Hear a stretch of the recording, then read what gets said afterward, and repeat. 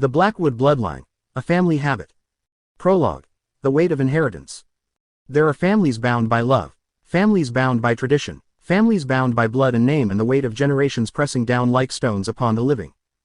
And then, there are families like the Blackwoods. This is not a story of redemption. There will be no moment of awakening, no sudden clarity where the darkness lifts and the light floods in. This is a story about inheritance, not of money or land or heirlooms passed down through careful hands, but of something far more terrible. An inheritance written not in wills, but in the very marrow of their bones. This is the story of a family who discovered that murder was not an aberration, but a tradition. Part 1. The Roots in Red Clay. Chapter 1. The Garden of Arthur Blackwood. The summer air in rural Georgia didn't just hang, it pressed. It wrapped around you like a wet blanket, thick with the perfume of rotting pine needles and red clay baking under a merciless sun.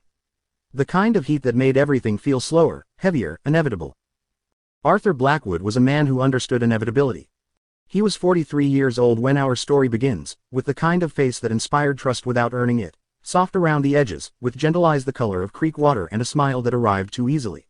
He was a mid-level insurance adjuster, the kind of man who blended into the wallpaper of life, unremarkable and forgettable. But Arthur Blackwood was a gardener, you see, not of flowers or vegetables, but of possibilities. He planted promises like seeds in fertile ground, whispered futures into eager ears, cultivated hope in the hearts of lonely women who crossed his path. And when those seeds bore fruit, when the women began to expect, to demand, to believe, well, Arthur did what any good gardener does. He weeded. It started with Melissa Harrow, a waitress at the Flying Biscuit Diner off Highway 23. She had strawberry blonde hair that caught the light when she laughed, and she laughed often around Arthur. He'd told her about his difficult marriage, about Eleanor's coldness, about how he just needed someone who understood him. Melissa understood. She understood so well that she started talking about apartments in Savannah, about starting fresh, about meeting his daughter.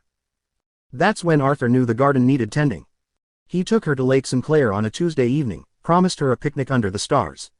The lake was still and black as oil, reflecting nothing but darkness. Arthur had brought wine, red, her favorite, and something else dissolved in the bottle that made her sleepy, so sleepy, until she wasn't anything at all. The lake was deep. The lake kept secrets. Arthur drove home with the windows down, letting the Georgia night air wash over him. He felt clean, restored. The irritation that had been building like static electricity finally discharged, leaving him calm, centered, right with the world. He whistled as he pulled into the driveway. But when he walked through the door that night, the night that would change everything, he noticed something. The smell. Beneath the familiar scents of home, coffee and Eleanor's lavender soap and the faint mustiness of their 40-year-old house, there was something else. Something sharp and chemical, turpentine, maybe, and underneath that, copper. Chapter 2. Eleanor's Precision. Eleanor Blackwood was in the garage. Arthur found her there, bathed in the harsh fluorescent light that hummed and flickered overhead, wearing yellow kitchen gloves that went up to her elbows. She was scrubbing the interior of a Honda Civic with methodical, almost meditative focus, circular motions, even pressure, the kind of attention to detail she brought to everything. The car belonged to Patricia Moreland. Had belonged to Patricia Moreland. Arthur stood in the doorway, his hand still on the knob, and watched his wife work. Eleanor Blackwood was 51 years old, with iron-gray hair she kept in a practical bob and the kind of slender frame that spoke of forgotten meals and nervous energy. She worked as an office administrator at Hartwell Agricultural Supply, a job she'd held for 7 years, longer than usual for the Blackwoods, who tended to relocate every few years for Arthur's career opportunities. But Eleanor wasn't moving for Arthur's career. She was moving because of Patricia Moreland. Patricia had been the new hire. 28, ambitious, with a business degree from UGA and opinions about modernizing outdated administrative systems. She'd made the mistake of suggesting, in front of Mr. Hartwell himself, that Eleanor's filing methods were quaint and inefficient. Quaint. Eleanor had smiled, nodded, offered to show Patricia the storage room where they kept the archived files from the 1990s, the ones that never got digitized. Patricia had followed. The storage room had concrete floors and no windows. It had a heavy door that locked from the outside, and it had a steel pipe that Eleanor had noticed months ago, just in case she ever needed something heavy, something final. Patricia Moreland would not be modernizing anything. Arthur, Eleanor said without turning around. Her voice was level, controlled, the same voice she used to ask him to pick up milk on the way home. You're standing in the doorway. Arthur stepped into the garage, letting the door close behind him with a soft click. Bad day at the office? He asked, his voice low, careful. Eleanor paused. She set down her scrubbing brush, peeled off the yellow gloves with 2 efficient snaps, and finally turned to face her husband. Her eyes were the same creek watercolor as his. It's what had first drawn them together, 23 years ago, the uncanny familiarity of their gazes, like looking into a mirror that reflected something deeper than appearance. A necessary streamlining, darling, she said, and there was no tremor in her voice, no guilt shadowing her features. Only a kind of tired satisfaction. The office will run more smoothly now. And you. Arthur felt something shift in his chest, a tectonic movement, the grinding of continental plates finding their fit. A loose end, he said quietly, tied tight. They stared at each other across the garage, across the Honda Civic that still smelled of chemicals and copper, across 23 years of marriage that had just revealed itself to be something else entirely. Something darker. Something shared. Eleanor's lips curved into the smallest smile, not joy, not quite, but recognition. Well, she said, picking up the scrubbing brush again, isn't that interesting? Chapter 3. The Shared Darkness. They didn't speak of it that night, or the next day, but 3 days later, after Ivy had gone to bed and the house had settled into its usual creaking silence, Arthur poured 2 glasses of bourbon and sat across from Eleanor at their kitchen table. The table was old oak, scarred by years of family dinners and homework sessions and the ordinary friction of life. Now it bore witness to something extraordinary. How long? Arthur asked. Eleanor considered the question, swirling her bourbon. The first time, 8 years ago, a supervisor who kept diminishing me, making me feel small. She took a sip. I didn't plan it. I was driving home, and I saw him on the side of the road with a flat tire. I pulled over to help. And I helped him into a ditch instead. Her voice remained steady, clinical. It felt like scratching an itch I didn't know I had. The relief was extraordinary. Arthur nodded slowly. He understood that relief, that sense of the world clicking back into proper order. For me, he said, it's always been about containment. Women who want more than I can give, who threaten the structure of things. They need to be removed. Eleanor finished. Yes, I understand exactly. They sat in silence for a long moment, the weight of revelation settling around them like snow. We're not monsters, Eleanor said finally, and there was a question in her voice, a seeking of confirmation. Arthur reached across the table, covered her hand with his. No, he agreed, we're not monsters, we're just practical. We see problems, and we solve them. Permanently. It's almost, Eleanor searched for the word, habitual, like brushing your teeth or paying the bills. Something that simply needs to be done. Exactly. Arthur felt a rush of something that might have been love, or might have been recognition, or might have been the terrible relief of no longer being alone with his truth. We're fixers. We fix problems that other people are too weak or too bound by convention to address. Eleanor squeezed his hand. And Ivy? The question hung in the air like smoke. Their daughter, 17 years old, beautiful in that sharp-edged way that suggested broken glass, brilliant but perpetually dissatisfied. Arthur had always sensed something coiled tightly inside Ivy, something waiting.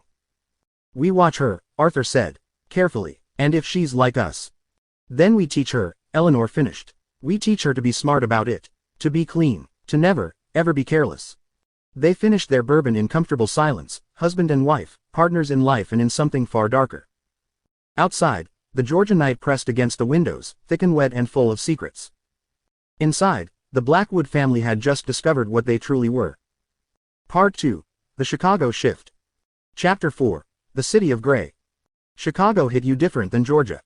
Where the South was all oppressive humidity and slow decay, Chicago was sharp edges and cold winds that cut through your coat and found the bones underneath.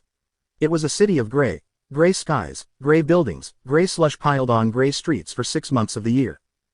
The Blackwoods arrived in February, which was perhaps the cruelest month in Chicago, when winter had worn out its welcome but spring was still a distant rumor. Arthur had taken a position with a larger insurance firm, Midwest Casualty and Life. Eleanor found work at a corporate law office as a senior administrative coordinator. Ivy enrolled as a junior at Lincoln Park High School, a sprawling public school with 3,000 students and the kind of social hierarchies that could make or break a teenager. They rented a 3-bedroom apartment in a decent neighborhood near Diversey Parkway, the kind of place where young families pushed strollers and professionals walked dogs and nobody paid attention to their neighbors. Perfect. Ivy Blackwood stood at her bedroom window, staring out at the gray Chicago skyline, and felt the familiar pressure building inside her. She was 17 years old, and she was beautiful, everyone said so. Chestnut hair that fell in perfect waves, her father's eyes, her mother's delicate bone structure. But beauty, Ivy had learned, was not the same as being seen. At her old school in Georgia, she'd been someone. President of the drama club, led in every school production, the girl whose college essays would write themselves. Then they'd moved. Again. This was the 4th school in 6 years. Ivy had learned not to get attached to places or people, but she'd also learned something else. That the pressure inside her, the need for control, for recognition, for things to be right. That pressure traveled with her. Chapter 5. Samantha Chen. Ivy met Samantha Chen on her 3rd day at Lincoln Park High. Auditions for the spring musical, Into the Woods, were being held in the auditorium, and despite her mother's warnings about keeping a low profile, Ivy couldn't resist. Theater was the one place where she felt real, substantial, important. She prepared a monologue from a streetcar named Desire, Blanche's final breakdown, all desperate vulnerability and crumbling dignity. She'd performed it a dozen times, perfected every pause, every tremor in her voice. She was brilliant. The drama teacher, Ms. Kowalski, actually had tears in her eyes when Ivy finished. And then Samantha Chen auditioned. Samantha was small, barely 5 feet tall, with a round face and a smile that seemed to take up half of it. She wore oversized glasses and a vintage cardigan that didn't quite match her jeans. She looked like someone's cheerful, harmless little sister. When she opened her mouth to sing, the auditorium went silent. Her voice was extraordinary, clear and powerful, with a range that seemed impossible from such a small person. She performed No One Is Alone, from Into the Woods, and even Ivy, who had been mentally measuring the distance between herself and the lead role, felt something shift in her chest. Admiration. Then, immediately after, rage. When the cast list was posted 2 days later, Samantha Chen's name was at the top. Baker's wife, the lead. Ivy Blackwood was ensemble, chorus, background. Invisible. Chapter 6. The first time. Ivy didn't plan it. That's what she would tell herself later, in the moments before sleep when the day's defenses crumbled and truth crept in. She didn't plan it. But she also didn't not plan it. It started with observation. Ivy learned that Samantha stayed late after rehearsals, usually alone in the auditorium, practicing her songs. That she walked home rather than taking the bus, even though it was a 15-minute walk through neighborhoods that got darker and emptier the farther from school you went. That she wore earbuds and sang softly to herself, completely oblivious to her surroundings. Careless. It started with following. Just once, Ivy told herself. Just to see where Samantha lived, to understand her life, to figure out what made her so effortlessly better. It started with the pressure, that familiar sensation her parents had described, the feeling of the world being slightly wrong, tilted off its axis, desperately needing correction. And it ended on a Thursday evening in late March, when the sun set early and the streets were emptier than usual, when Samantha Chen walked past an alley between a closed bodega and a vacant lot, still singing softly, still completely unaware. Ivy had brought a wrench from her father's toolbox. She didn't remember deciding to bring it. It was simply in her bag when she left the apartment, heavy and cold and certain. One moment, Samantha was walking, earbuds in, voice soft and sweet. The next moment, she wasn't. Ivy stood over Samantha's small body, the wrench still in her hand, and felt relief. The pressure was gone. The world had clicked back into proper alignment. She could breathe again.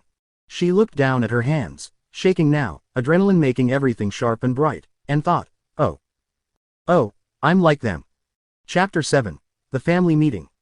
Arthur Blackwood was watching the 10 o'clock news when he saw the report.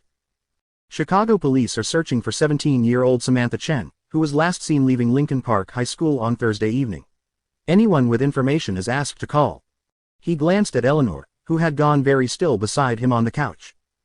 Their eyes met. Then, simultaneously, they turned to look at Ivy's closed bedroom door.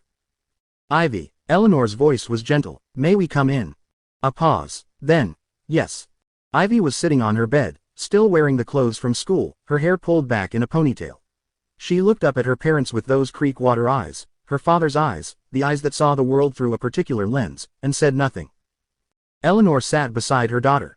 Arthur remained standing, arms crossed, his face unreadable. Samantha Chen, Eleanor said quietly. The girl from your school. Ivy's jaw tightened. She was a bully. Was she? Arthur asked. She took something that should have been mine. She was too loud, too confident, too there. Ivy's voice cracked. I just needed her to stop being everywhere. Eleanor reached out, gently tucked a strand of hair behind Ivy's ear, a maternal gesture that would have seemed tender if not for the context. I understand, Eleanor said. And the terrible thing was, she did. Completely. Was it clean? Arthur asked, his voice taking on a different quality, not angry, not even disappointed, but professional. Were you careful? Ivy looked up at her father, and something passed between them, recognition, understanding, a terrible kind of pride.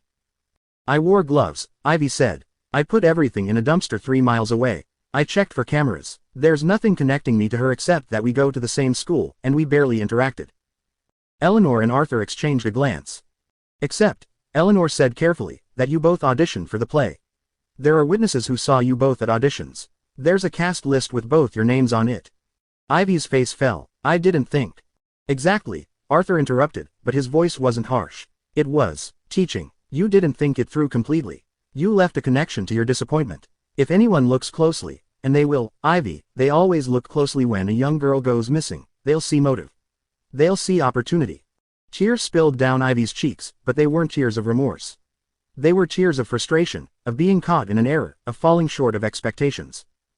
I'm sorry, she whispered. I should have been smarter. Eleanor pulled her daughter into an embrace, and over Ivy's shoulder, she met Arthur's eyes. The look they shared was complex, concern, yes, but also something else. Something that might have been pride, or might have been the terrible relief of confirmation. Their daughter was like them. The trait had passed on. The Blackwood bloodline was true. Part 3. Newark and the False Hope. Chapter 8. The Promise of Salvation. The news came 3 months after Samantha Chen's body was found in the vacant lot, half covered by debris. The investigation had stalled. No suspects, no leads, just another tragedy in a city full of them.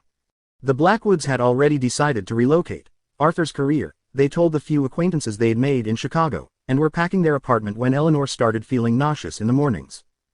At first, she thought it was stress. She was 52 years old, for God's sake. The possibility didn't even occur to her until the nausea persisted for 2 weeks, and she took a pregnancy test just to rule it out. 2 lines. Positive. That night, Arthur held Eleanor's hands across their half-packed kitchen table and said the words that would become both their prayer and their delusion. This is our chance, Eleanor. A fresh start, a clean slate. Eleanor, her hand unconsciously moving to her still flat stomach, wanted desperately to believe him. The baby will be normal, Arthur continued, and his voice held an almost manic hope. The baby will be our anchor. Our reason to stop this habit. We'll be different people, better people, we'll break the cycle.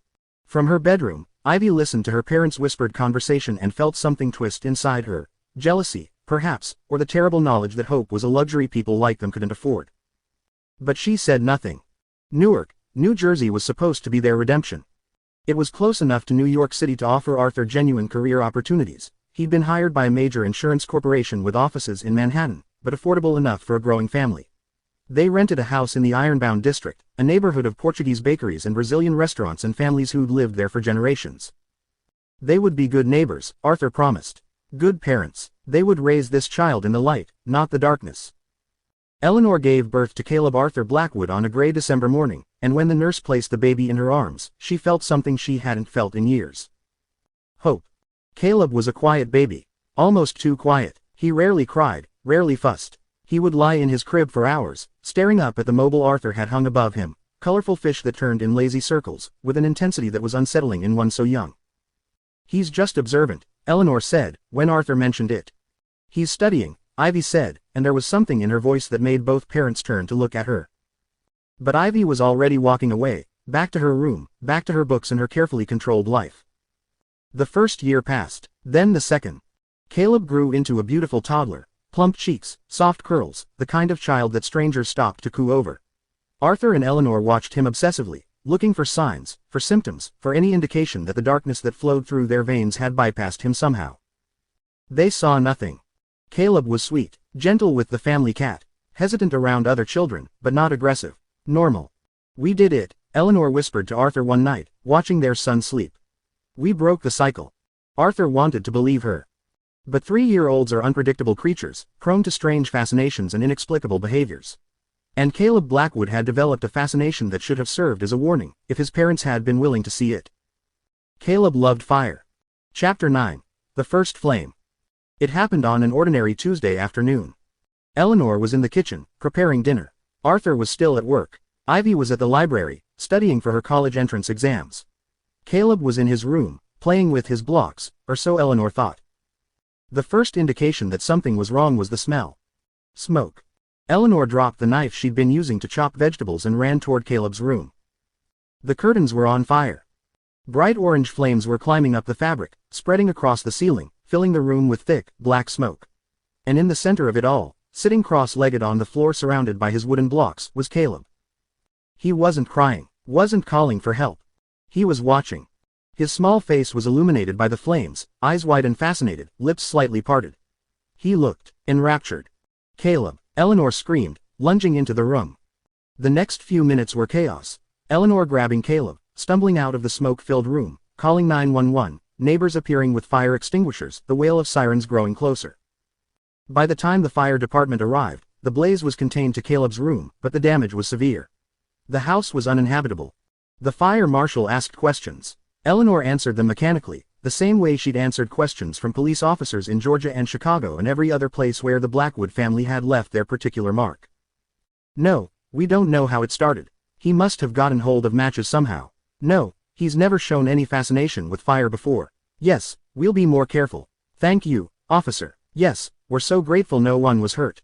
The marshal left. The neighbors dispersed. The Blackwood family stood on the sidewalk outside their smoke-damaged house, Caleb nestled in Eleanor's arms, and Arthur's phone began to ring. Their insurance would cover a hotel while the house was being repaired. They would be fine, materially. But Eleanor looked down at her son, her beautiful, quiet, supposedly normal son, and saw something in his eyes that made her blood run cold. Not guilt, not trauma, not fear. Disappointment that the fire had been put out. That night, in their generic hotel room, Arthur and Eleanor lay awake long after the children had fallen asleep. "It was an accident," Eleanor whispered. "He's 3 years old. Children do stupid things. It doesn't mean." "He was watching it burn, Eleanor." Arthur's voice was hollow. "You said he was just sitting there, watching. Like it was entertainment." Silence. "Maybe it was just curiosity," Eleanor tried again. "Maybe. Or maybe," Arthur interrupted, and his voice cracked, "maybe we were fooling ourselves. Maybe you can't break something that's written in your very DNA." Eleanor's hand found Arthur's in the darkness. "What do we do?" she whispered.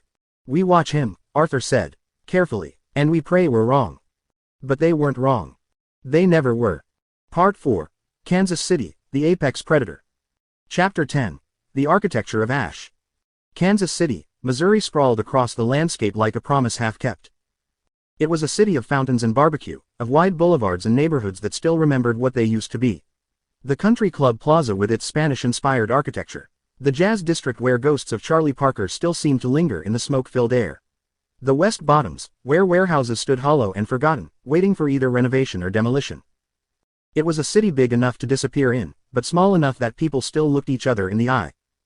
Perfect, in other words, for the Blackwood family's final act. They arrived on a humid August morning in 2019, when Caleb was 15 years old and the summer heat made the air shimmer above the asphalt. Arthur had secured a position as senior risk assessor for Heartland Insurance Group. Eleanor had found work with a prestigious law firm downtown, Fletcher & Associates. Ivy, now 25 and armed with a degree in psychology, the irony, Arthur had noted, had enrolled in a graduate program at UMKC. They rented a house in Brookside, a respectable middle-class neighborhood where young professionals and established families existed in comfortable anonymity. The house itself was unremarkable, a 1950s ranch style with 3 bedrooms, a basement, and a 2-car garage that Arthur immediately claimed as his workshop. "Fresh start," Arthur said, standing in the empty living room, boxes stacked around him.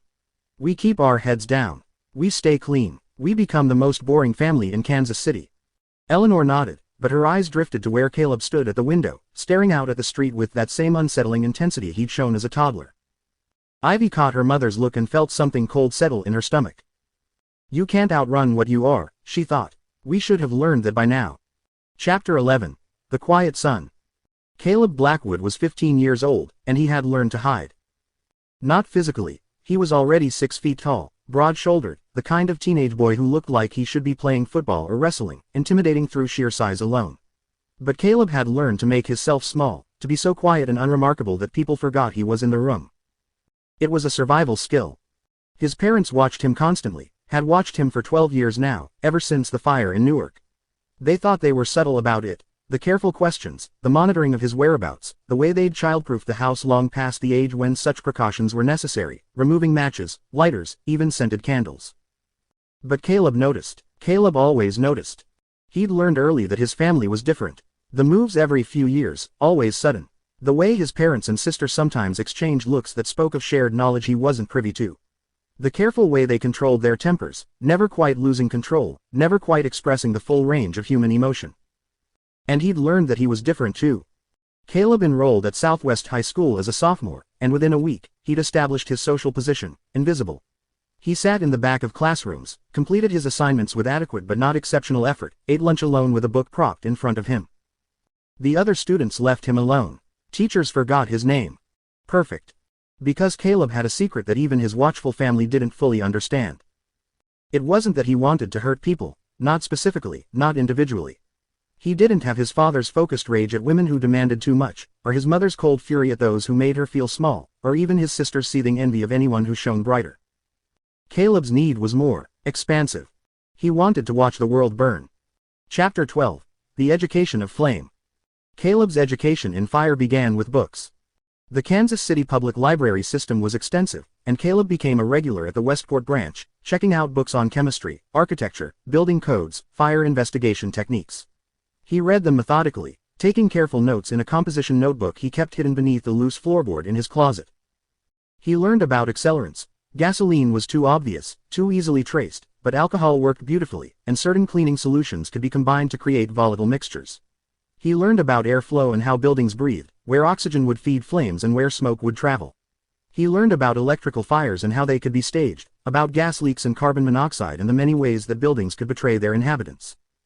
He learned about fire investigation, what markers investigators looked for, what patterns suggested arson versus accident. He studied famous arsonists and where they'd made their mistakes, the tiny details that had ultimately betrayed them. And most importantly, he learned patience. His first test fire came 6 months after they moved to Kansas City. There was an abandoned house 3 blocks from their neighborhood, a foreclosure that had sat empty for 2 years, its yard overgrown, its windows dark and hollow. Caleb had watched it for weeks, noting the patrol patterns of neighborhood police, the times when foot traffic was heaviest and when the streets were empty. On a Tuesday night in February, when the temperature dropped below freezing and the streets were deserted, Caleb left his house through his bedroom window, a skill he'd perfected in Newark, and walked to the abandoned house with a backpack containing rubbing alcohol, rags, and latex gloves. He was in and out in 4 minutes. The house burned for 3 hours before the fire department arrived, by which time it was nothing but a shell, its innards consumed, its secrets turned to ash. Caleb watched from his bedroom window, 3 blocks away, and felt a sensation so intense it was almost painful. Release. The pressure that had been building inside him since childhood, since that first fire in Newark that had been cut short, incomplete, interrupted, finally discharged. He felt clean, clear, right with the world in a way he never felt otherwise. The fire marshal ruled it an accident. Homeless person seeking warmth, probably. Tragic, but not criminal. Caleb began planning his second fire the next day. Chapter 13. The Family Rhythm. By the spring of 2020, the Blackwood family had established their rhythm in Kansas City. Arthur had found his hunting grounds in the hotel bars of the Plaza District. His latest temptation was named Michelle, mid-30s, recently divorced, lonely in that particular way that made women vulnerable to his soft promises. He was taking his time with this one, being careful, being smart. Eleanor had taught him patience over their 27 years of marriage. Eleanor herself had identified 3 potential problems at Fletcher and Associates. There was Brandon, the junior partner who kept forgetting to include her in email chains and had started referring to her as the secretary, despite her title as senior administrative director. There was Melissa, the paralegal who'd reported Eleanor to HR for creating a hostile work environment, when Eleanor had simply corrected her filing errors. And there was Thomas, the IT specialist who'd made the mistake of loudly complaining about old people who don't understand technology, within Eleanor's hearing. She had a spreadsheet, hidden in an encrypted file on her personal laptop, tracking their schedules, their habits, their vulnerabilities. Ivy had found her niche in graduate school. There was something almost therapeutic about studying psychology, about learning the clinical terms for what her family was. Antisocial personality disorder, lack of empathy, instrumental aggression. She could write papers about people like them, discuss them in seminar classes with the detached interest of an entomologist examining insects. None of her professors suspected that when Ivy wrote about subjects who view violence as a problem-solving tool, she was writing about herself. There had been one incident. A fellow grad student named Trevor who'd stolen her research and presented it as his own to their advisor. The car accident that killed him 3 weeks later was ruled unfortunate but not suspicious. Bad weather, icy roads, a curve taken too fast. Ivy had attended his memorial service and even cried convincingly. And then there was Caleb. By his 16th birthday, Caleb had set 9 fires. An abandoned warehouse in the West Bottoms. A condemned apartment building in the East Side. A foreclosed strip mall in Raytown. A derelict church in the historic Northeast. He chose his targets carefully, buildings that were empty, or mostly empty. Buildings that urban decay had already marked for destruction. He told himself he was providing a service, accelerating the inevitable, clearing away the rot so something new could grow. But that wasn't quite true, and Caleb knew it. The truth was simpler and more terrible. He liked it. He liked the planning, the careful observation, the moment when flame first caught and began to spread. He liked the way fire transformed everything it touched, the way it reduced complexity to simple elements, carbon, ash, heat. He liked standing in the darkness blocks away, watching the glow in the sky, hearing the distant sirens, knowing that he had caused something significant, something that would be remembered. Fire, unlike people, was honest. It didn't hide what it was. It consumed, and in consuming, it purified. But Caleb's education in fire had taught him something important. Empty buildings were safe, but they were also insufficient. The release he felt was becoming shorter-lived, the pressure building back up more quickly. He needed something more, something occupied. His first occupied building was a warehouse in the West Bottoms that he'd observed for 3 weeks. He knew that a group of homeless people sheltered there. He'd seen them coming and going at dusk and dawn. He knew the building had only one functional exit, that the windows were barred, that the interior was a maze of old machinery and storage units. He also knew, when he set the fire on a cold March night, that not everyone would get out. 4 people died that night. The news called it a tragedy. Another example of the city's failure to address homelessness. The fire marshal suspected arson but couldn't prove it. Caleb watched the news coverage obsessively, saw the photos of the victims: Robert Jennings, 52. Maria Torres, 47. David Chen, 61. Amanda Wright, 34, and waited to feel something. Guilt, remorse, horror. But all he felt was the same clean relief, and underneath it, a terrible hunger for more. Chapter 14. The Spiral. Arthur noticed the change in Caleb first. It was subtle, a new confidence in the way his son moved through the world, a gleam in his eyes that Arthur recognized because he'd seen it in his own mirror. It was the look of someone who'd discovered what they were truly capable of and found they liked it.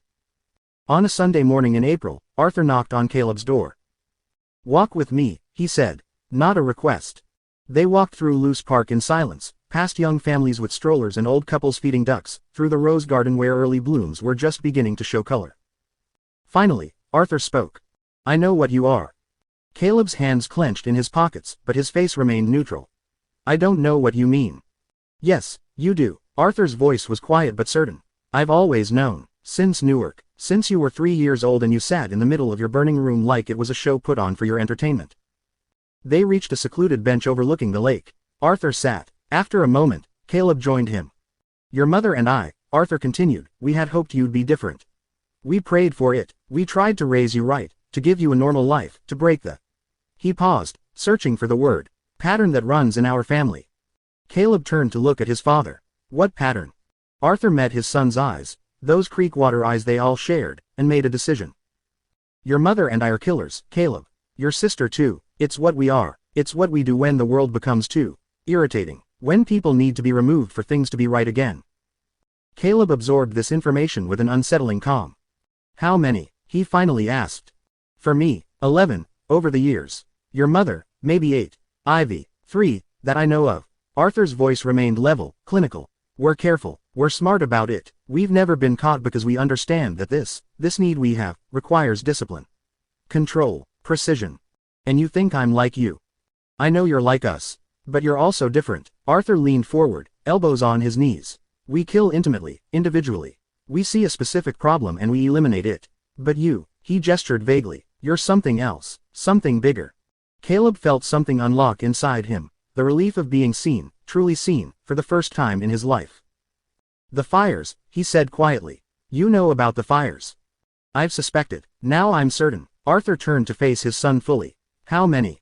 11 buildings, 23 deaths. Caleb said it without inflection, just facts. "Maybe more. It's hard to know exactly. The fire investigation reports aren't always complete." Arthur's face went pale. 23. They were mostly homeless, squatters, people no one missed. The buildings were already marked for demolition. I just accelerated the timeline. "Caleb," Arthur's voice was sharp now, cutting. "Do you understand what you've done? The risk you've created for all of us?" "I'm careful," Caleb said, and there was a hint of defensiveness in his voice. I study the investigation techniques. I never leave evidence. I vary my methods. I don't have a signature. Except you do, Arthur interrupted. Every arsonist does, eventually. Some pattern, some unconscious tell that you don't even realize you're leaving. He grabbed Caleb's arm. Listen to me. What we do, what your mother and Ivy and I do, we do it surgically. Small, contained. You're painting with a brush too broad, son. You're going to bring attention, and when they find you, they'll find all of us. Caleb pulled his arm away. Then what do you suggest? That I stop? The question hung in the air between them. Arthur wanted to say yes. Wanted to tell his son to stop, to find another way, to be normal. But Arthur Blackwood had spent 28 years of marriage knowing exactly what he was, and he understood with terrible clarity that you couldn't stop a river by telling it not to flow. No, he said finally, and the word tasted like ash.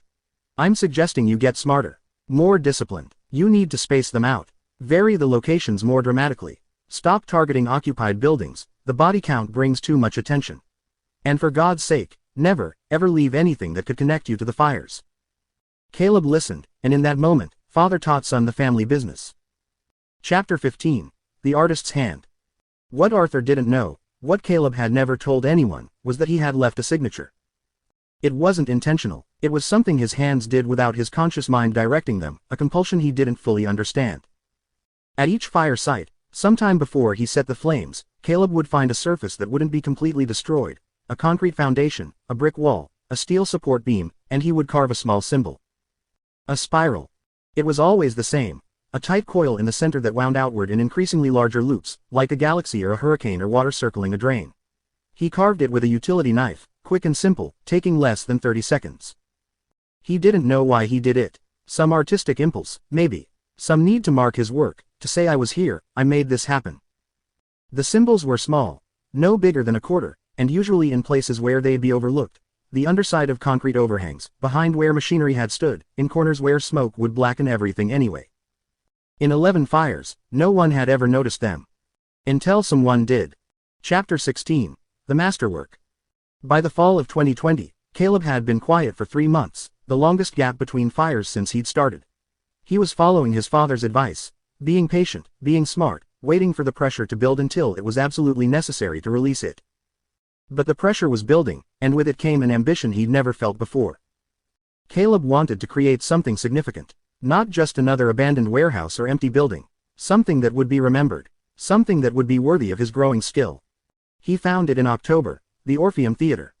The Orpheum had been built in 1927, a grand movie palace from the golden age of cinema. It had survived the Depression, the flood of '51, urban decay, and economic downturns, but it hadn't survived the modern age of multiplexes and streaming services. It had been closed since 2015, sitting dark and empty on Broadway, its marquee announcing nothing, its ornate facade slowly crumbling. The city had been debating its fate for years, renovation or demolition, historic preservation or progress. Meanwhile, it sat empty. Except it wasn't quite empty. Caleb's observation had revealed that a group of urban explorers regularly broke into the theater to photograph its decay. And there were squatters in the basement, accessing through a broken window well. Maybe a dozen people used the building regularly, drawn by its grand abandonment, its theatrical bones. It was perfect. Caleb spent 6 weeks planning. He studied the building's layout, its ventilation systems, its exits.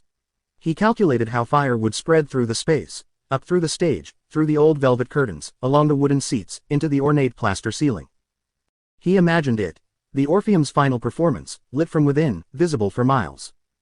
He chose a Saturday night in early November, when the weather forecast predicted high winds that would feed the flames and hamper firefighting efforts. He prepared his accelerants carefully, bottles of pure alcohol mixed with dissolved styrofoam, creating a primitive napalm that would burn hot and stick to surfaces. He had 5 bottles, which he would place strategically throughout the building. And before he set it all in motion, in the quiet darkness before the fire, Caleb carved his spiral one last time, on the concrete wall backstage, where he imagined it would somehow survive the coming inferno. A signature, a claim of authorship. The Orpheum Theater burned for 6 hours. The flames were visible from the highway, a pillar of fire and smoke rising into the November sky. 3 fire stations responded. The heat was so intense that firefighters couldn't approach for the first 2 hours, could only stand back and watch as the building consumed itself from within. When it was finally over, when the last embers had been extinguished and the sun rose over the smoking ruins, investigators found 7 bodies. Urban explorers who'd been photographing the interior. Squatters who'd been sleeping in the basement. A security guard who'd heard the commotion and tried to investigate. 7 lives erased. An historic landmark destroyed. And somewhere in the wreckage, on a charred concrete wall, a small spiral waited to be discovered. Chapter 17. Detective Reyes. Detective Marcus Reyes had been with the Kansas City Police Department for 17 years, the last 8 in the cold case unit. He was a patient man, methodical, the kind of investigator who kept files long after others had given up, who saw patterns where others saw random noise. He'd been following the trail of a serial philanderer for 3 years, a man who'd left a string of missing mistresses across 4 states. The pattern was clear to Reyes, even if he couldn't prove it, a man who promised love and delivered death, moving before suspicion could settle. The trail had led him from a small town in Georgia, through Chicago and Newark, to Kansas City. But it had gone cold 6 months ago, and Reyes had reluctantly moved on to other cases. Until the Orpheum fire. Reyes wasn't assigned to the arson investigation, that was the fire marshal's jurisdiction. But the fire had been massive enough that all detectives were asked to review the case files, just in case something connected to their ongoing investigations. Reyes was sipping his 3rd coffee of the morning, flipping through the Orpheum file without much interest, when he saw it. A photograph from the crime scene, taken during the evidence collection phase. A close-up of a concrete wall, charred black from smoke. And there, barely visible, was a carved symbol. A spiral. Reyes stared at the photograph, something tickling at the back of his mind. He'd seen that symbol before. It took him 4 hours of digging through old fire investigation reports before he found it. A warehouse fire in the West Bottoms, March 2020. 4 deaths. In the crime scene photographs, on a steel support beam, a spiral. Then another. A condemned apartment building, January 2020. On the concrete foundation, a spiral. Then another, and another. By the end of the day, Reyes had found the spiral at 12 different fire sites across Kansas City, dating back 18 months. 12 fires, at least 38 deaths. A serial arsonist with a signature. Reyes requested the full investigation files for all 12 fires. He spent a week analyzing them, looking for patterns beyond the obvious spiral. Most of the fires had been in abandoned or condemned buildings. All had occurred at night. The accelerants varied, suggesting someone with knowledge of chemistry. The sites were spread across different parts of the city, but there was something about the distribution that nagged at Reyes. He mapped them, and when he stepped back and looked at the map as a whole, he saw it. The fires formed a loose circle around a specific neighborhood, Brookside. Reyes pulled up property records for Brookside, began cross-referencing with his other open cases, looking for any connection, any thread that might. And that's when he saw the name. Arthur Blackwood, resident of Brookside since August 2019. The same Arthur Blackwood who'd left a trail of missing mistresses from Georgia to Newark. The same Arthur Blackwood who'd moved to Kansas City 6 months before the arson spree began. It was circumstantial, probably coincidence, but Reyes had learned to trust his instincts, and his instincts were screaming. Jenkins, it's Reyes from KCPD. I need everything you have on the Blackwood family. Arthur, Eleanor, Ivy, and Caleb Blackwood. Addresses, employment history, travel records. Everything. What's this about? Maybe nothing, Reyes said, still staring at the spiral in the photograph. Or maybe everything. Part 5. The thread snaps. Chapter 18. The ring. The breakthrough came from the most mundane of sources, a piece of cheap jewelry. During the final sweep of the Orpheum ruins, 3 weeks after the fire, a junior firefighter named Chen had been using a metal detector to search for potential evidence in the debris. The device had beeped persistently near what had once been the theater's emergency exit, and Chen had spent 20 minutes carefully sifting through ash before finding it. A class ring. It was tarnished and heat damaged, but still intact. The metal was cheap, probably just plated brass, but the inscription inside was legible: Newark High School, class of 2023. The ring was photographed, catalogued, and initially filed away as potentially belonging to one of the victims. But when the victims were identified and their families contacted, none of them had attended Newark High School in New Jersey. Which meant the ring belonged to someone else. Someone who'd been in the Orpheum before the fire. The ring was entered into the evidence database, where Detective Reyes, who had flagged any evidence related to the Orpheum fire to be copied to his inbox, saw it within an hour. Newark High School. The same Newark where Arthur Blackwood had lived from 2016 to 2019. Reyes pulled the student records for Newark High School, class of 2023. There were 412 graduating students, but only one whose family had moved to Kansas City. Caleb Arthur Blackwood. Student ID photo staring back at Reyes from the screen, a large young man with soft features and creekwater eyes. Age 18. Current residence: Brookside, Kansas City. Reyes sat back in his chair, his mind racing. A serial philanderer who left missing mistresses across 4 states. A serial arsonist with at least 12 fires and 38 deaths. Both trails leading to the same family. It was impossible, it was too much coincidence. Unless it wasn't coincidence at all. Reyes began pulling every record he could find on the Blackwood family. Arthur Blackwood, born 1976 in Atlanta, Georgia.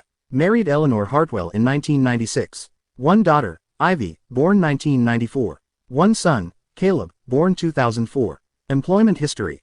Insurance industry, steady progression, frequent relocations. Eleanor Blackwood, born 1973 in Charleston, South Carolina. Administrative professional, similar pattern of frequent relocations. Ivy Blackwood, born 1994. Psychology student, currently enrolled in graduate program at UMKC. Caleb Blackwood, born 2004. High school student until 2023, currently unemployed, living at home. On the surface, utterly unremarkable. A normal family, perhaps a bit peripatetic due to career moves, but nothing suspicious. Reyes mapped their movements. Georgia 1996-2014, Chicago 2014-2016, Newark 2016-2019, Kansas City 2019-present. Then he pulled missing persons reports for each jurisdiction during the years the Blackwoods lived there. The results made his blood run cold. Georgia, 6 missing women, ages 25 to 42, all last seen in the vicinity of Arthur Blackwood's known locations. 4 missing office workers in towns where Eleanor Blackwood was employed. 1 missing high school student from Ivy's school.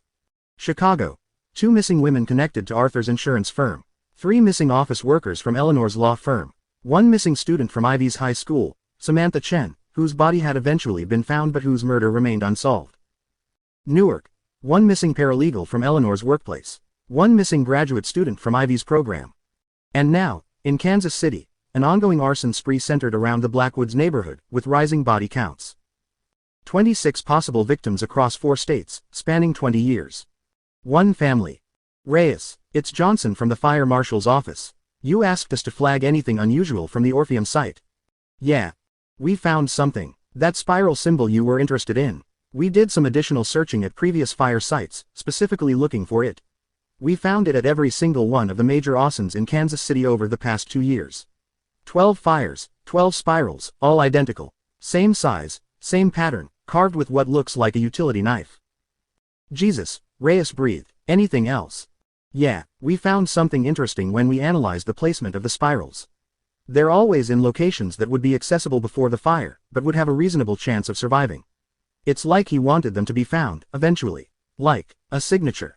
Or evidence of craft, Reyes said. Like an artist signing his work. Exactly. And boss, there's one more thing. We pulled security footage from a hardware store in Brookside. Guy matching Caleb Blackwood's description purchased utility knives on 3 separate occasions over the past year. Always paid cash, but the timestamps match up with the fire dates, usually 1 or 2 days before. Reyes closed his eyes. That's enough for a warrant. Chapter 19. The Search. The warrant was executed on a Wednesday morning in late November, just as the sun was rising over Brookside. 4 unmarked cars and 2 fire marshal vehicles converged on the Blackwood residence. Detective Reyes led the team, warrant in hand, backed by 6 uniformed officers and 3 fire investigation specialists. Arthur Blackwood answered the door in his bathrobe, coffee cup in hand, and his face showed no surprise. Only a kind of weary acceptance. Detective, he said calmly. I wondered when you'd come.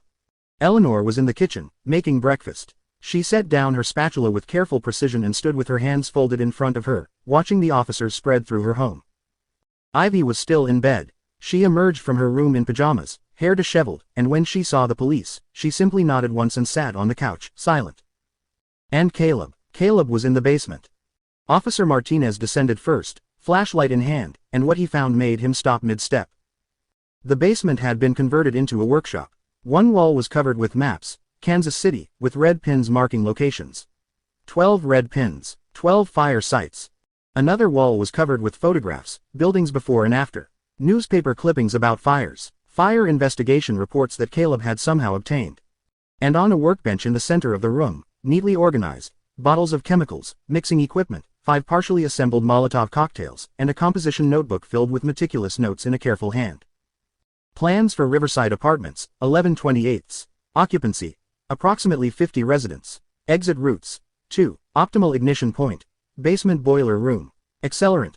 Mixture number 4, 60% alcohol, 40% dissolved styrofoam. The notebook went on for pages.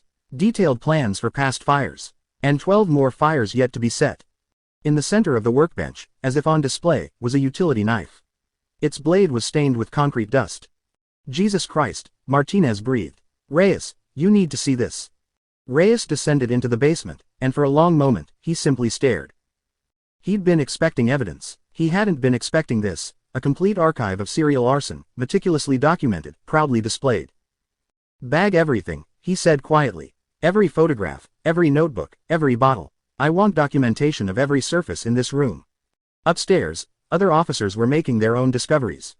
In Arthur's workshop in the garage, a filing cabinet containing folders labeled with women's names. Inside each folder, photographs, biographical information, newspaper clippings about missing persons.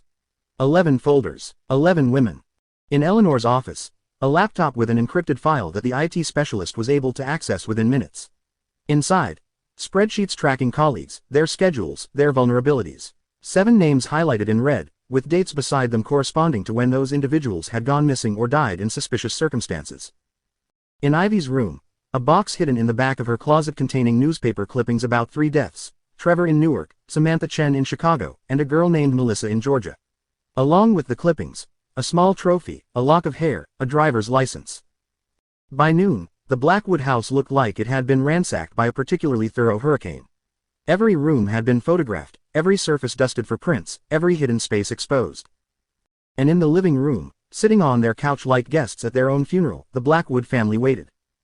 Arthur Blackwood, you're under arrest for the murders of Melissa Harrow, Jennifer Wade, Catherine Mills. Reyes continued reading names, 11 in total, while Arthur sat motionless, his eyes fixed on some distant point. Eleanor Blackwood, you're under arrest for the murders of Patricia Moreland, Brandon Yates, Thomas Chen. 7 names, each one producing a small flinch from Eleanor, like she was being struck. Ivy Blackwood, you're under arrest for the murders of Samantha Chen, Trevor Morrison, Melissa Hartwell. Ivy's face remained impassive, but her hands trembled slightly in her lap. Caleb Arthur Blackwood, you're under arrest for 12 counts of arson resulting in death, 38 counts of murder in the first degree. As Reyes read the charges, Caleb finally raised his eyes to meet the detectives. There was no fear in them. No remorse. Only a strange curiosity, like he was watching a particularly interesting documentary about someone else's life. 38, Caleb said quietly. I think it's actually 42. You missed the warehouse fire in March. There were 4 more bodies than the reports said. They were deeper in the building. Eleanor made a small sound. Not quite a gasp, not quite a sob. Arthur closed his eyes. Reyes stared at the teenager who'd just casually corrected his murder count upward. Take them, he said to his officers. All of them, separate cars, separate processing. As they were led out, Arthur looked back at his house one final time. 20 years of running, of carefully constructed new lives, of trying to be normal. All of it ending here, in a middle-class neighborhood in Kansas City, on a sunny November morning. We should have kept running, he said to no one in particular.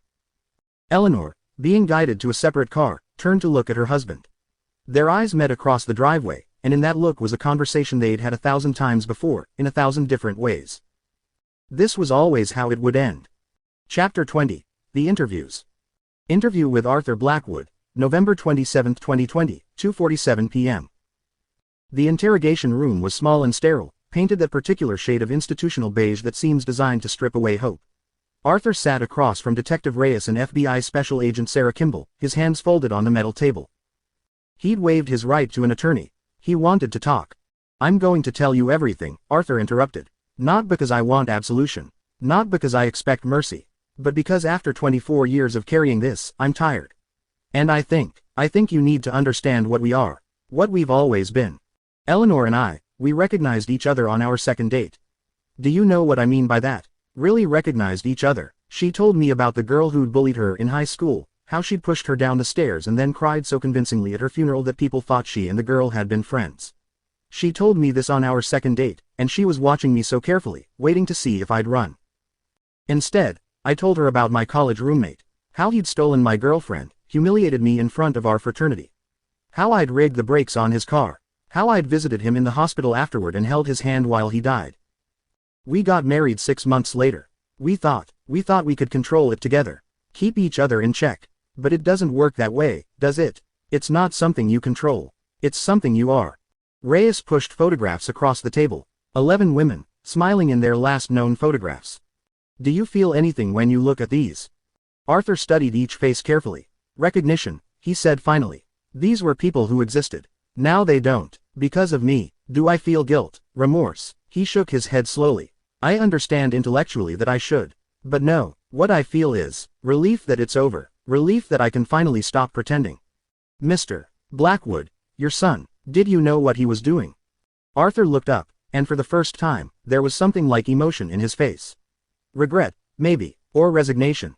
I knew. I recognized it in him when he was 3 years old and he set his room on fire. I watched it grow in him for 15 years. And when he was 16, I confirmed what he was doing, and Arthur's voice caught. I taught him how to do it better. How to be smarter about it. I thought I was protecting him. Protecting all of us. But I was just enabling him to become what he was always going to become. Which is something worse than me, Arthur said quietly. Something worse than any of us. Caleb doesn't just kill to solve problems. He kills because it makes him feel clean. Because fire is the only thing that makes sense to him in a world that's too complicated, too messy, too full of people who keep being people instead of being what he needs them to be. Interview with Eleanor Blackwood, November 27, 2020, 4:15 p.m. Eleanor sat ramrod straight in her chair, her hands folded primly in her lap. She'd asked for an attorney but had been told one was being arranged. While she waited, she agreed to talk. I've worked in administrative roles for 27 years, she began, unprompted. Do you know what that means? It means I'm invisible. I make the offices run, I manage the schedules, I solve the problems, and no one ever says thank you. They talk over me in meetings. They call me the secretary, even though I have a bachelor's degree and more experience than most of them. They treat me like furniture. Do you know what it's like to be dismissed every day of your life? To have your ideas stolen, your work credited to others, your presence treated as background noise. These people, her voice hardened, they took up space. They made the world worse by being in it. I improved things by removing them. How did you rationalize killing 7 people? Kimball asked. Eleanor blinked, genuinely confused by the question. Rationalize. I didn't need to rationalize it. It was logical. Problem solving. If you have a leak in your roof, you fix it. If you have people who make your work environment toxic, you remove them. It's the same principle. And your children, did you know what Ivy and Caleb were doing? Caleb was supposed to be different. Arthur and we tried so hard to raise him normally. We thought maybe the pattern would break. Maybe he'd be the one who could just be ordinary. But he was 3 years old when I knew. The fire in his room in Newark. The way he sat there, smiling, while flames consumed his belongings. He wasn't scared. He was delighted. Did you know about the fires he was setting? A long pause. I suspected. After the warehouse fire in the West Bottoms, when those 4 homeless people died.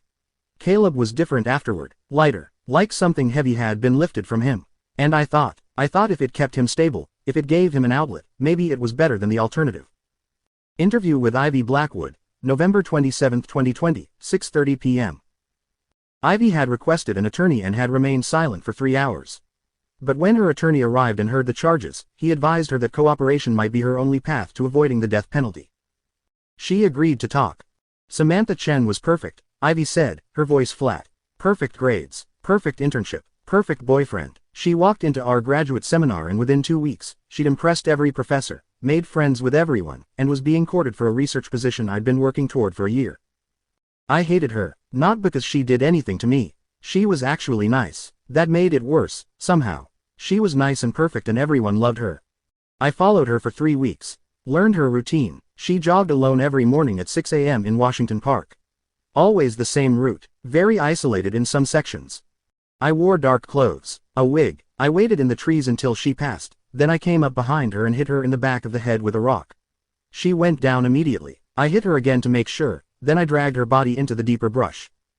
It felt necessary, like correcting an imbalance in the universe. She had too much. She was too bright. It wasn't fair, so I dimmed her light. I've been studying psychology for years now. I know what I am.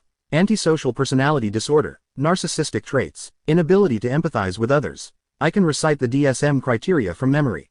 But knowing what you are and changing what you are, those are very different things.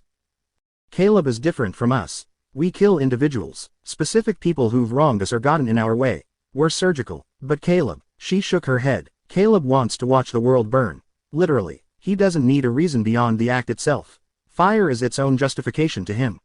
Interview with Caleb Blackwood, November 28, 2020, 9 a.m.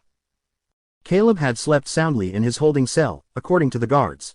He'd eaten his breakfast with apparent appetite. When he was brought into the interrogation room, he looked almost relaxed. Detective Reyes and FBI Special Agent Kimball sat across from him. A court-appointed attorney sat beside Caleb, looking deeply uncomfortable. "I carved spirals at each site," Caleb said before anyone could speak. "I thought you should know that. In case you're still looking for them. There are 12, one at each fire. Fire spirals when it burns. Convection creates circular patterns. Heat rises in a spiral. Smoke twists in spirals. It's the shape of consumption, of transformation, of things breaking down into their elemental forms. 42 people died in your fires, Caleb. Did you know all of them would die?" "No," Caleb said honestly. "I knew some would. The occupied buildings, I knew people were inside. But I never knew exactly how many, or who they were. It wasn't about them specifically. It was about completion, creation, art." "Art," Reyes repeated flatly. "Yes, fire is the purest form of transformation. It takes something complex and messy and full of accumulated history, and it reduces it to essential elements. Carbon, heat, light, ash, everything simplified, everything made clean. Do you feel any remorse for those deaths?" Caleb considered the question seriously. "I understand intellectually that I should. I've read about empathy, about emotional connection to others. But when I try to feel it..." He shook his head. "It's like trying to see a color that doesn't exist. I know it should be there, but I can't access it. What I feel is satisfaction, the same way an artist feels when they complete a painting, or a builder when they finish a structure." Reyes stood up, his hands clenched. "You burned 42 people alive because you wanted to see things burn. Don't dress it up in philosophy. Don't pretend it's art. You're a murderer, a mass murderer, and you're going to spend the rest of your life in prison for what you've done." Caleb looked up at him, and his creek-water eyes were calm. "I know, but I'll always have the memories. The heat on my face from blocks away. The way the Orpheum lit up the sky like a beacon. The sound of old wood crackling as it surrendered to flame. You can take my freedom, detective. But you can't take what I created. Those fires will always exist. In photographs, in reports, in the memories of everyone who saw them. I made something that mattered. Something that will be remembered." "As the work of a monster," Reyes said. "As the work of an artist," Caleb replied. Chapter 21, The Trial. The trial of the Blackwood family began on March 15, 2021, and lasted for 4 months. It was called the Trial of the Century by media outlets. The spectacle was undeniable. An entire family of serial killers, spanning 2 generations, with a combined victim count of at least 53 people. The prosecution laid out the evidence methodically. The defense attorneys struggled. The evidence was overwhelming. The confessions were clear. The verdicts came on July 23, 2021. Arthur Blackwood, guilty on 11 counts of first-degree murder, sentenced to death. Eleanor Blackwood, guilty on 7 counts of first-degree murder, sentenced to life without parole. Ivy Blackwood, guilty on 3 counts of first-degree murder, sentenced to life without parole. Caleb Blackwood, guilty on 12 counts of arson resulting in death, 42 counts of first-degree murder, sentenced to death. As they were led from the courtroom, the Blackwood family looked at each other one last time. No tears, no dramatic outbursts, just a quiet acknowledgement between 4 people who'd always known, on some level, that this was how their story would end. Arthur caught Eleanor's eye. 27 years of marriage, of partnership in the darkest enterprise imaginable, ending here. "We tried," his look said. "We failed," hers replied. Caleb turned back one last time to look at the courtroom, at the press and the spectators and the victims' families. At the world that had judged him. He smiled. Because he knew something they didn't. Something that would become clear in the years that followed. He'd inspired others. Epilogue. Embers. Missouri State Penitentiary, Death Row, November 2024. Caleb Blackwood sat in his cell, now 20 years old, and read the newspaper article that had been delivered with his breakfast. Copycat arsonist strikes in Seattle, 3 dead in historic theater fire. Spiral symbol found at scene. He read it twice, carefully, noting the details. The accelerant used, the timing, the target selection, the signature. Not quite as sophisticated as his work, he thought, but competent. Someone who'd studied his fires, learned from them, improved upon them. He felt a warm glow of something almost like pride. The Blackwood bloodline would end with him and Ivy. Neither of them would ever have children. But the Blackwood legacy. That would burn on. Meanwhile, in Kansas City. Detective Marcus Reyes stood in front of a wall in his office, now decorated with red string connecting photographs, reports, timelines. The Blackwood case had been closed, the family convicted, but Reyes couldn't let it go. Because there were patterns he'd noticed. Questions that nagged at him.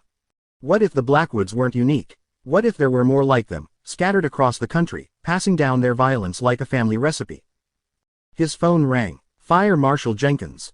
Reyes, you need to see this. We just got a report from Denver. Office building fire last night, suspicious origin. 3 dead. And they found a spiral carved into the concrete. Just like the Blackwood fires. Reyes closed his eyes. I'll be on the next flight. Elsewhere. In a small town in Vermont, a 13-year-old girl named Sarah watched her house burn down, killing her abusive stepfather. The investigation would rule it an electrical fire. But Sarah stood at her window, 3 blocks away, and felt clean for the first time in years. In Phoenix, a man named Marcus researched his targets carefully, a woman who'd rejected him at work. He'd learned from Arthur Blackwood's mistakes. Be smarter, be patient, leave no trace. In Chicago, a graduate student named Kelly felt that familiar surge of envy watching a classmate present a brilliant paper. She thought about Ivy Blackwood, about how surgical one could be in removing obstacles. The Blackwood family had been caught, tried, convicted. But their story had been told and retold in podcasts, documentaries, books, and true crime forums. Dissected and analyzed and, in some dark corners of the internet, admired. And in telling their story, in explaining how they'd done what they did, they'd created a manual. Final scene. Caleb's cell, 1 year later, December 2025. Caleb received a letter. It was from someone named Prometheus, obviously a pseudonym. But the return address was real, Seattle. Dear Mr. Blackwood, I wanted to thank you for your inspiration. The historic theater in Seattle was my first. You taught me to see fire not as destruction, but as transformation. As art. I've been more careful than you were. No spirals, no physical signatures, but I wanted you to know that your work continues. Your legacy burns on.